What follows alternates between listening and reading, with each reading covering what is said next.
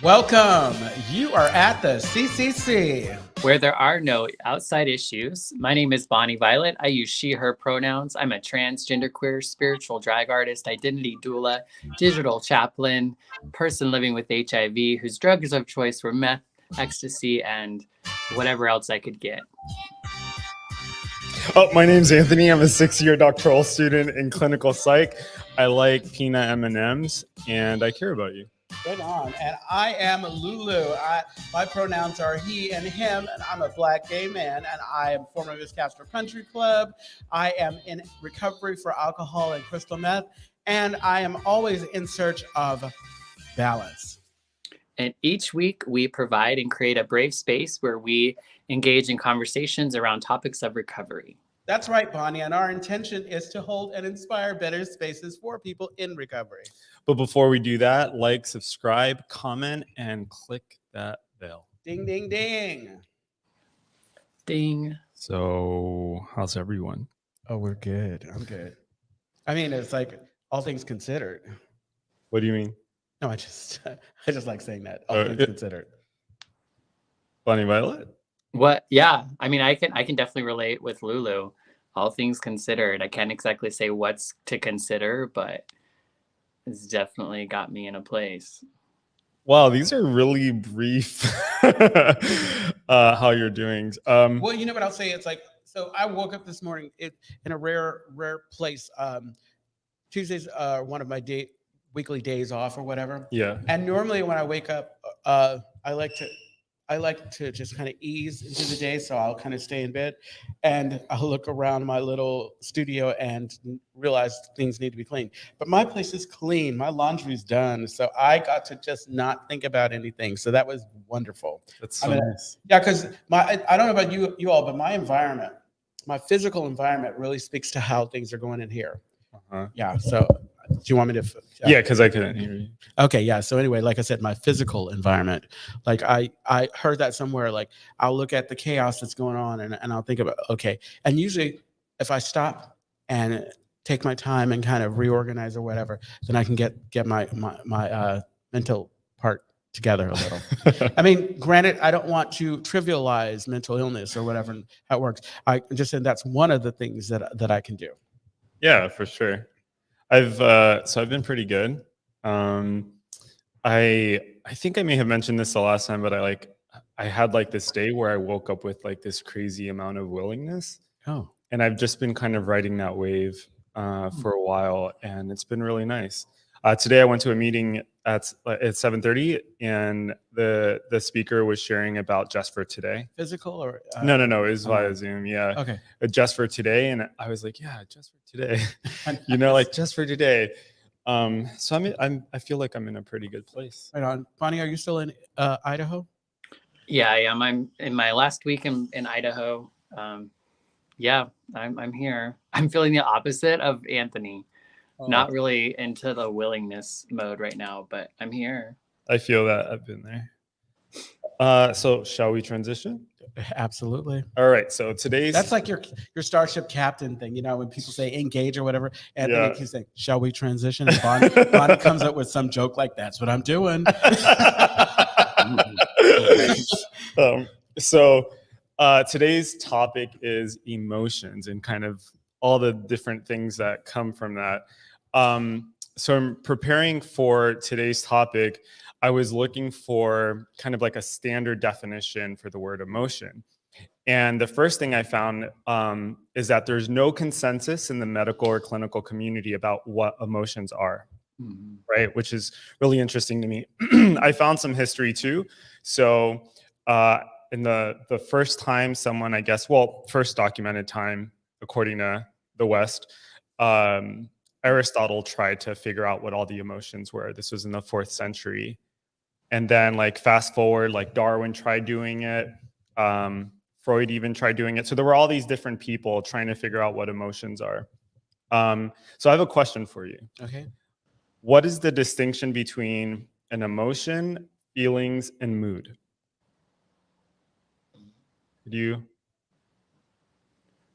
Oh, it's got really What is the difference between emotions, feelings, and mood? Yeah. difference between emotions, feeling, and mood? It's kind of a trick question. Yeah. I mean, I almost felt like nothing. Yeah. Like it's a different way to describe, like it's a descriptor for. Well, I'm so glad you said that. Yeah. So what I found is that they're actually, based on these definitions, they're not interchangeable.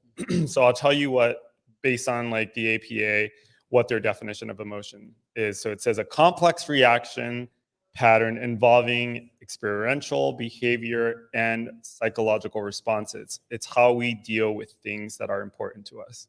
So emotions. And then feelings come from emotions. So they arise from an emotional experience because a person is aware of their environment. And so it's also like classified as being hungry or in pain. Mhm. And then the last one is a mood is any short-lived emotional state, usually of low intensity. Moods are different from emotions because they lack stimuli and have no clear starting point. Like when you wake up pissed off. Or Yeah. no, Yeah. exactly. I like for mood, like when I read it like this, mood is easier for me to distinguish from emotions, but like feelings and emotions they feel different to me. And I would be remiss if we didn't have emotion. You've got me feeling emotions.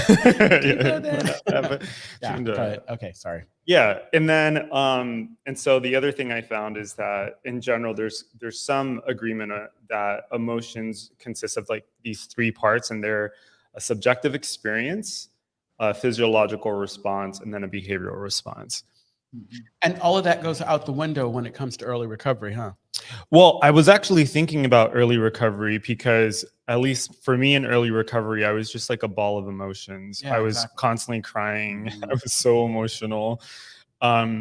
Yeah, so I feel like there's no regulating during that time. You know what they say, like, okay, so when you, and I heard someone share on this, it's like when you early recovery, when you first pick up your drink or your drug or whatever, it almost kind of puts where you were and what those things into stasis, and you're not dealing and addressing.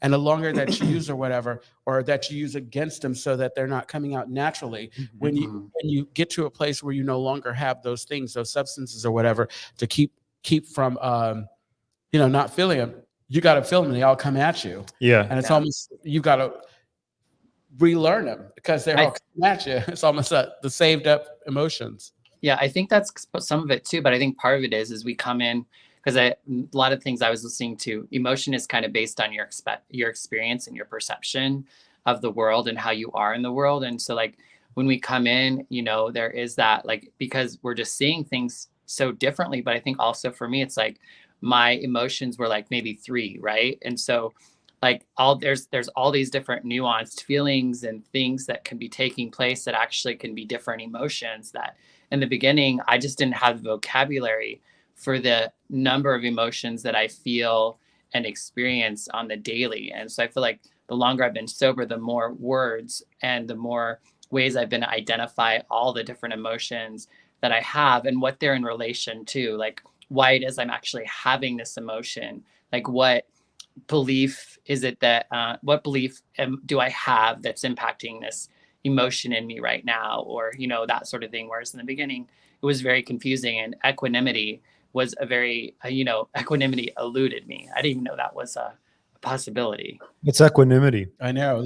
So viewers that don't have a Buddhist equanimity is like the idea, it's kind of like, I think it has a bit to do with emotions. It's like the idea that you can have multiple emotions happening at once. Yeah. And like not one emotion has to take over everything. So it's like you could have a death in the family and you could be really sad about that and kind of in mourning, but you also could be experiencing joy when you're out with your friends on that same day. Whereas in the past, I might, because I'm sad about a loss or whatever, that's gonna, like, my whole life is shit and I can't enjoy anything and everything is, so that's like lack of equanimity.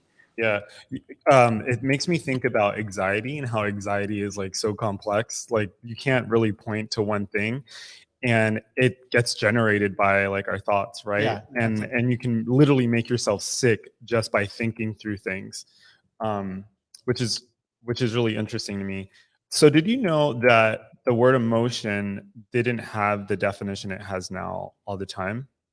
I didn't know that. Yeah. Well, I know. It was the only segue I could think of. Well, you were saying that it didn't have a definition or no agreed definition. So, right, of course, but there's an etymology to the word, and so I was looking at that. So in the 1570s, that's like, I guess, the first time it was documented. It meant a social moving, stirring, or agitation. That's what an emotion was.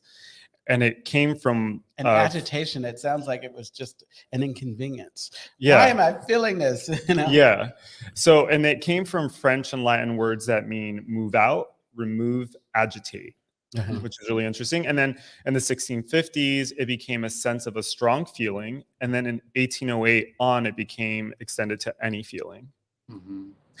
Which speaks to your part about like your environment. Like so much of what can stir up someone's emotions is so person specific. I'm thinking, for example, about like the middle finger in the United States versus like what we would call the peace sign here. And then I think there's some Eastern European countries where that's the middle finger, is if you put two fingers up. I like our middle finger. Yeah. It's very clear, especially when you do it the right way. Yeah. So I was thinking, if y'all could think back to a time when your emotions got you into trouble, like the most recent time.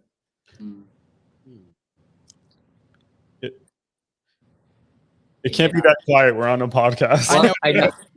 Well, you should think about it. It's like, yeah, I know. I shouldn't. Maybe they shouldn't be so thought provoking. And maybe I can start while you're thinking. So for me, I experiences at work because I'm a manager at work, and I have a coworker, and I try to be very clean with this because I don't need to have a coworker who, in my opinion, is really taking advantage of some of the challenges he have and owner.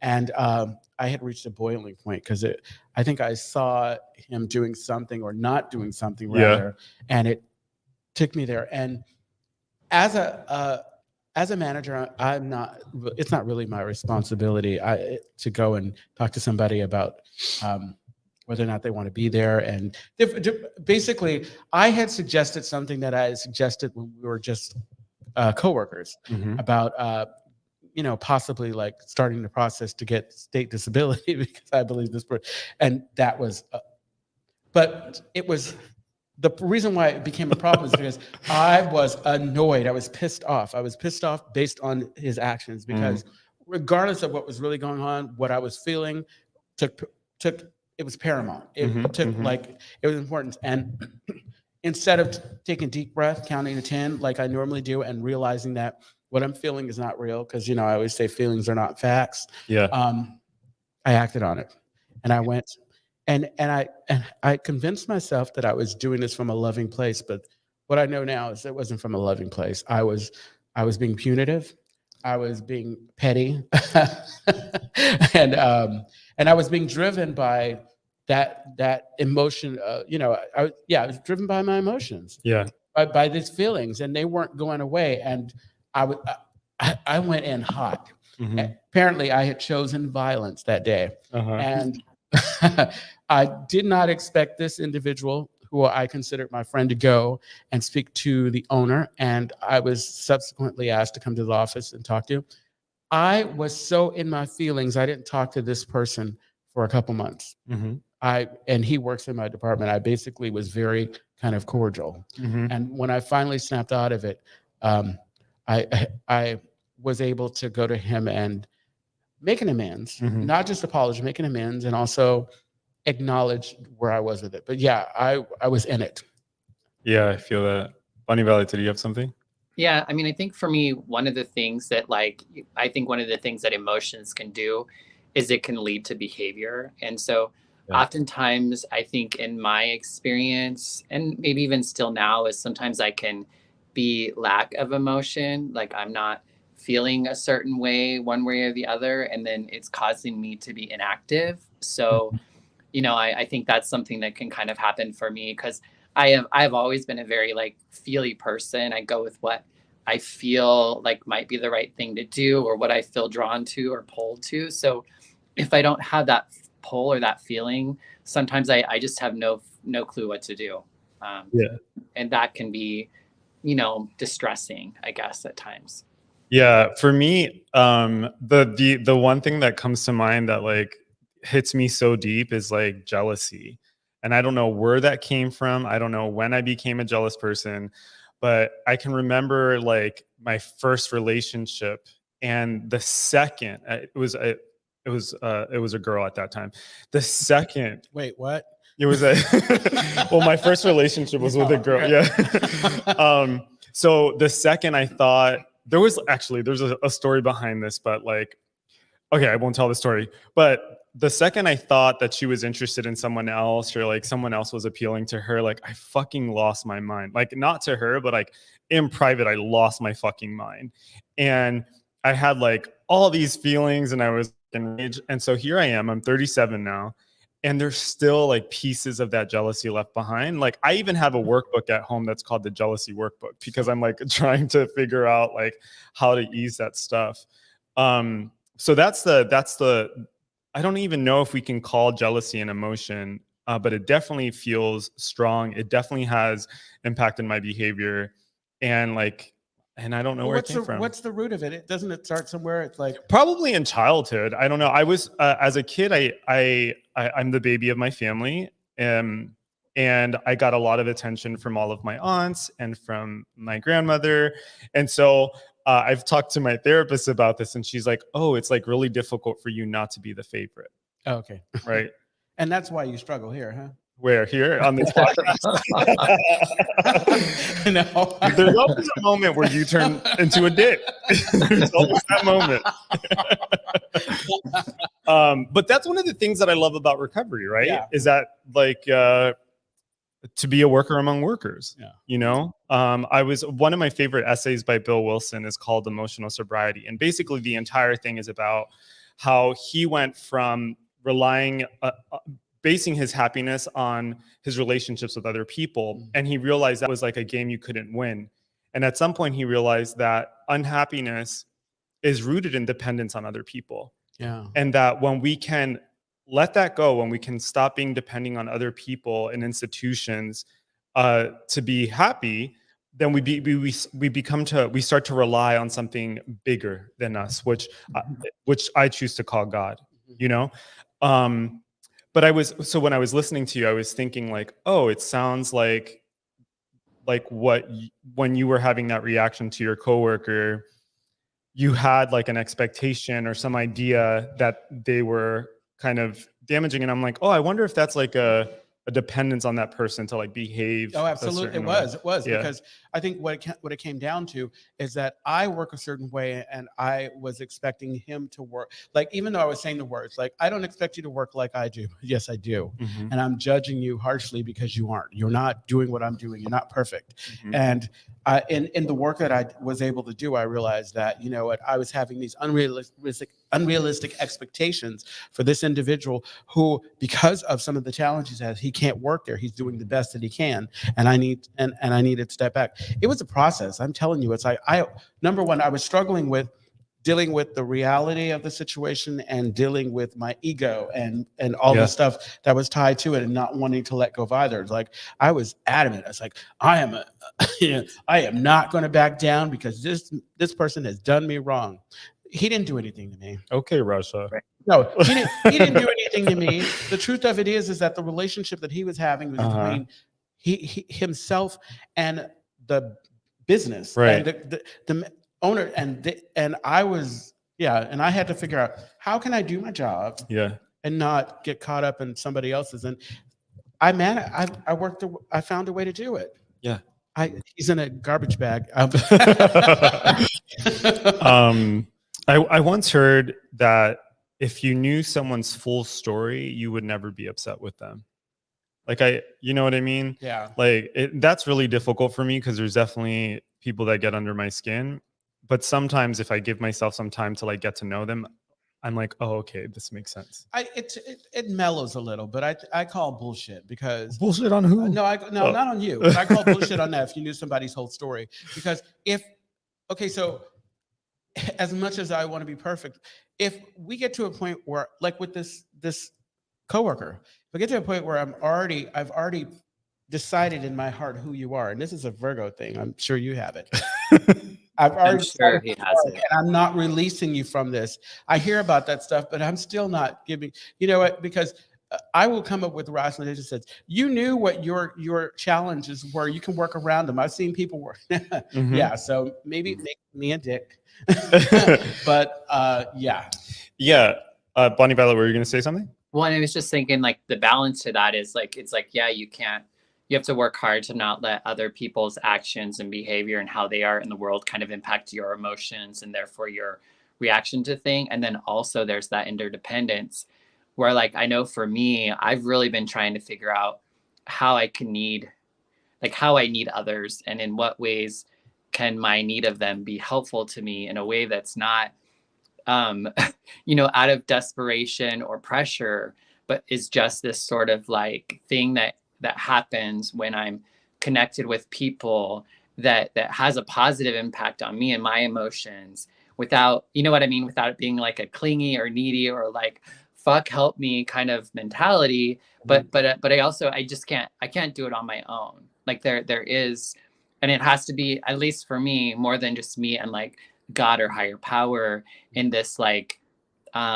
divine spiritual sense. Like oftentimes I need other bodies and other people to be a part of that in order to really have maybe the best outcomes in like in living. Yeah, I struggle with that too because sometimes I'm like, well, like as humans, I believe, solely on this earth to connect. But I think that's the only reason why humans are on earth is to connect. And so how do I connect with others while also not being impacted by them? But then, there's also those experiences where, like, for example, if someone expresses kindness or compassion, there's almost a part of me that's like, I don't want to even accept that, you Yeah. know? But I Go don't ahead. think we're here to connect. I think we're here and we are connected. I Yeah. think our job is, or our purpose, if you will, is to work with how we are connected and how my connection with you impacts you. You know what I mean? Like, I feel like we all are already connected. I think it's maybe about finding some balance because unless I was on like some small island away from folks, I'm always going to be affected by how people are. Just like I do this thing where I come to the country club and I have my lunch or whatever, and in my mind I'm thinking this is my lunch. 50 minutes and so I don't want to talk to you, Right. and folks come around and talk and I'm thinking how could I possibly think that I could have my whatever time and whatever, but yeah, no, I don't think you can avoid like being, you can't, it's kind of you can't avoid it, but you can find a way to not have it affect you in a negative way. I don't know. Yeah. Well, yeah. I mean, I think part of it is really to explore and investigate and discover what that connection is. For me, not to make assumptions because of my experience or my point of view that you're in your situation because, do you know what I'm like? I know why you're in your situation without talking to you about it. And so I think that's the other part is like being able to like, to just not assume and to be in connection and relation with one another, to like explore and expand, like, myself in a way in which I can be better with, myself and those around me. Don't you think that like the more that you work on you, the easier, and I heard that in what you were saying, Bonnie, the more that you work on you, the easier it is to kind of appreciate others, because like the whole issue of diversity, like I understand that even within me, there's so much diversity. I'm this way, that way, or whatever. So how can I not appreciate that? That's also something that can be found in other folks. Right. But I think it's a yes and, because oftentimes I can't just get something or understand. Like oftentimes it has to be given to me before I can like see it or give it to somebody else. So I think that's part of like that challenge is like I can't I guess I couldn't see the grace in you or have grace with you until grace was given to me. And grace was not just something that I innately had. It Yeah. was something that had to be given to me so then I could give it to you, which was through my higher power. And oftentimes it was from you, or other people who showed me or told me how I could do that. And so I think that's, I don't know, that's what came to mind. No, it's true. You're reminding me, there was this story. I brought up Spring Walsham last week. She teaches at the meditation center in the East Bay Meditation Center. And she told this story about how when she first moved to Oakland, her car was stolen 3 times. And so first time her car was stolen, she was so mad. She was like cursing at the air. The second time she was so mad. The third time she was so mad. And one day she went to the East Bay Meditation Center and she left and she saw her car and all she had was gratitude. So she, like, the kind of the moral of the story is you just kind of don't expect things. Like you release our expectations even for things that we think are reliable, you know? And it also makes me think of step 1, how we were powerless and our lives became unmanageable. One of the things that I like about step 1 is that, at least the way I interpret it and the way I've heard it talked about in meetings, is that I literally can't control anything. I can think that, like, for example, that I'm controlling how people see and perceive me by the way. Yeah, you can control what you think you control. Right, but I can't. But the way I think about this is, for example, like, if I think I dress a certain way, or if I behave a certain way, that I'm going to be able to control how people perceive me. But that's not true. Yeah, not at all. Not at all. It's you're always going to have haters and celebrators. Yeah, I learned that the hard way when I moved to San Francisco. It's like, and it's probably any big space or whatever. Yeah. There were some people who just did not like me just because, and they didn't have to have any reason. And that was a tough one because I was this people pleaser. And I was thinking, coming here and wanting everybody to like me because it's like, I'm likable or whatever. And the truth of it is like, it could be past experiences, or I could represent something in their life that just was not good for them. And, you know, once I got, and it took really long to get over that, but once I got over that, that took a lot of pressure off of me giving a damn about, like, people who don't give a damn about me. So, okay, so then let's shift a little bit. So what would you say between the two of you is the biggest difference with respect to your relationships to your emotions? So before sobriety and then after sobriety, like, what is your relationship to your emotions? Well, I think for me, I can actually recognize that I have them. Mm-hmm. I can understand that they're good and they're okay. I judge them a lot less, and I should them or say why, you know what I mean? Like, I shouldn't be having these feelings or whatever, much less than I used to. I also have a hard time being in relationship with people who cannot show up emotionally to the table, especially like in a romantic way. And I can see that there were probably plenty of my times in my life that I really wasn't showing up that way either. But it's become something that's become very important for me, in feeling secure and safe in a relationship. Yeah, I hear that. I think I agree with Bonnie on those things. The thing for me, the difference is that I'm now able to talk to people about it, because before I felt like I had to carry this by myself. There was whatever shame or guilt or whatever for some of the things I felt like, envy and jealousy. Those things showed up for me early on. And, you know, when you're doing what you're doing and other people, they're having their successes or whatever, and instead of being able to kind of celebrate them, I would have this kind of quiet feeling of jealousy or whatever. And I started talking about it, and it really kind of helped me to relieve it. And that's not, before I would just hold on to it and stay stuck in that and miss out on great relationships, or being able to kind of love and celebrate people for their accomplishment. Because what I know to be true now is someone else's success is not, there's not this finite amount of success or good things that's going to happen to us, and I'm not going to miss out on what's for me just because somebody else is getting theirs. It's like, if anything, it'll inspire me to work a little hard towards getting what I need to get. So it's like, that's the gift of recovery for me. Yeah.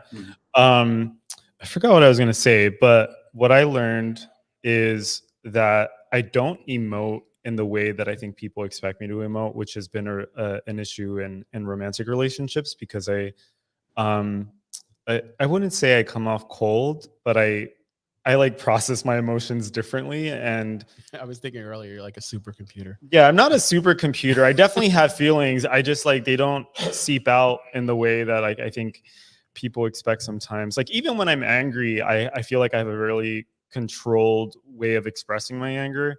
Um, the other thing is that I also realize that emotions are like an unreliable barometer for or measure of reality. Oh yeah.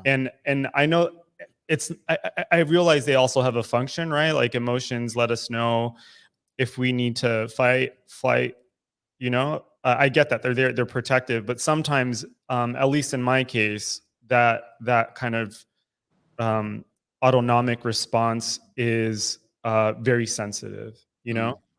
Yeah, I Um, mean, I mhm, still think like emotional literacy is key. It's like I think I'm constantly learning like what emotion or what it is actually going on with me. And so I think for me sometimes that's still kind of the case is like am I really responding in this way that I believed I was? Like this emotion really attached to this situation or is there something else going on? And so I mean everything's emotional probably in how in whatever we do whether it's and I think it's what we believe is a certain response to a certain emotion that makes it okay. And I think sometimes I have to can't like challenge myself. Is that really the appropriate? Like, I don't know. I think sometimes to think about emotion is the sense that it's like kind of messy and like gushy or whatever. But I mean, I think part of emotion is probably, like keeping it to yourself, processing it, and then expressing it differently. You know what I mean? So like, I still feel like it's emotion, but what it is it might take a little bit more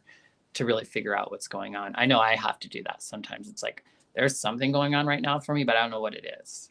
yeah, I It's get a that. it's a gift. I think it's honestly a gift. It's almost like for me, it's almost like this idea of triggers for us for doing the work because when I have these emotions and I don't just shut them down or whatever, but I honor them and then try to get to the root of why I'm having Mhm. it, Mhm. then I can work through it and maybe kind of just like you said, kind of change if it's not the appropriate response for what's going on, if it's not realistic, and I can kind of get a handle on it. Right. Well, with the emotional intelligence, you have the vocabulary, you also have like the literacy. Like, so can you read the emotions? Can you read the room? Can you read this person? So I think, that part of that emotional intelligence is all of those things.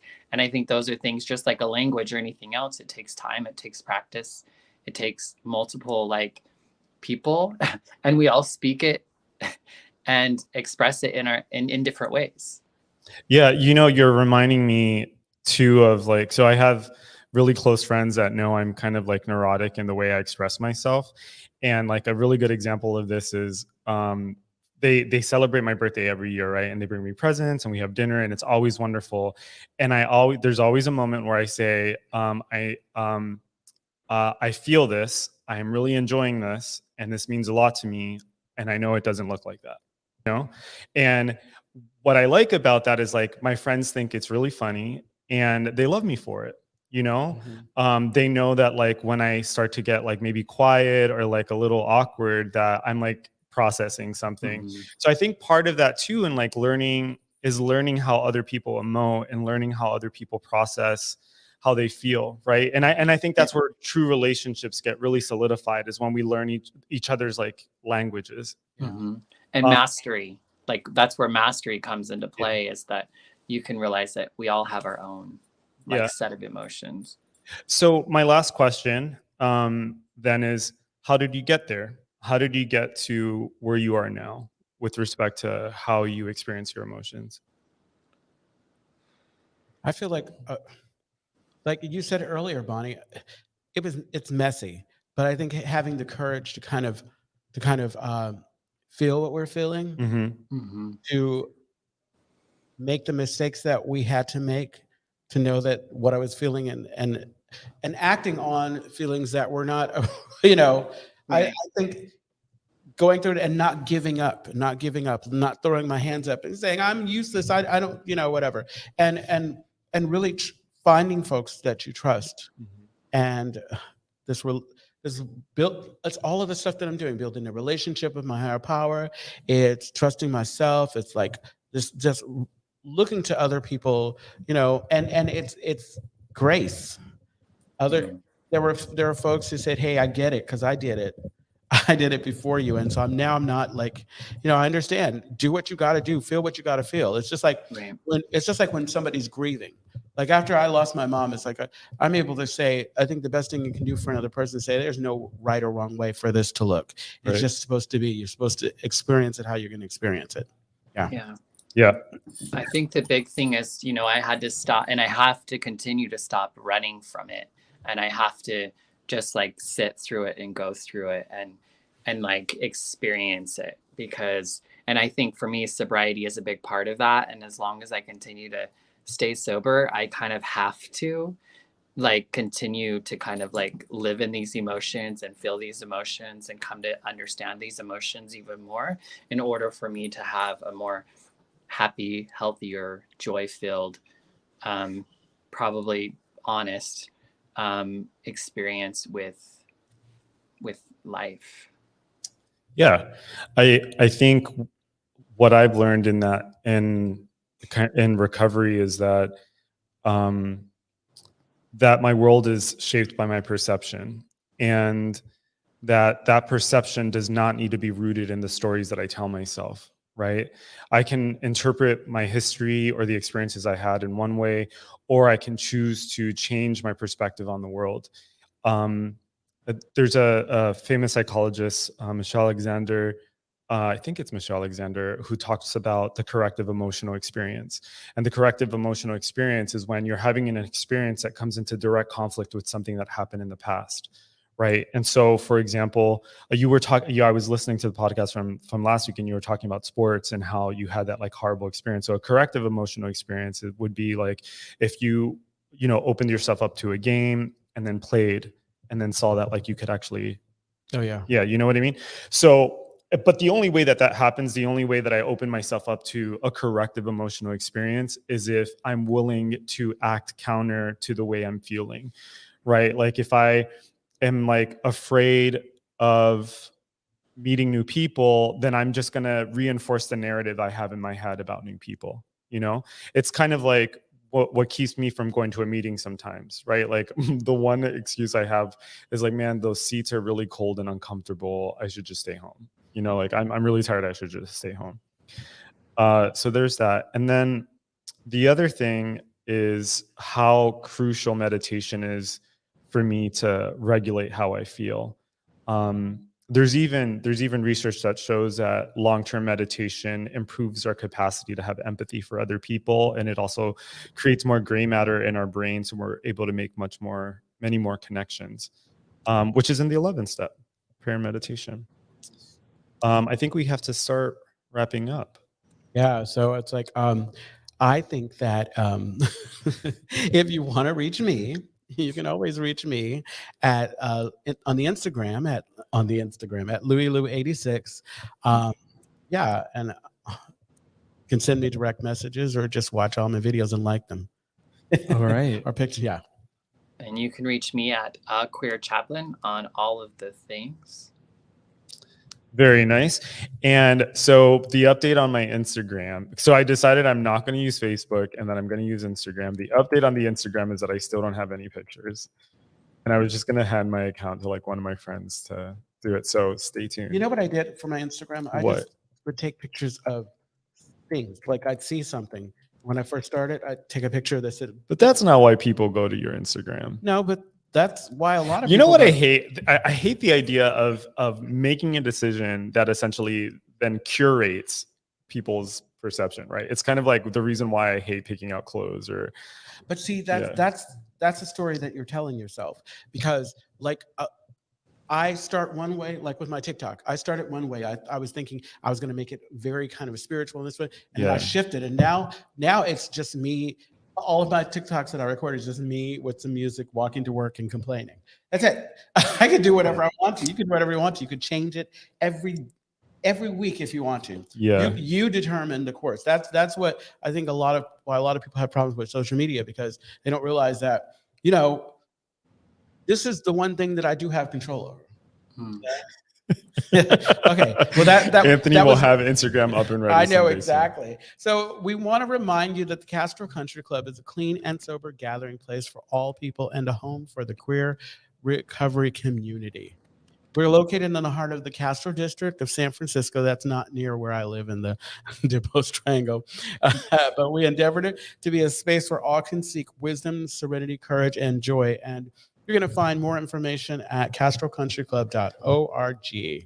And we would love to hear from you via our speak pipe. There is a link in the description. You just click the link and you leave us this little thing, kind of like an old-fashioned voice message. And we could use that as a prompt on the show next week.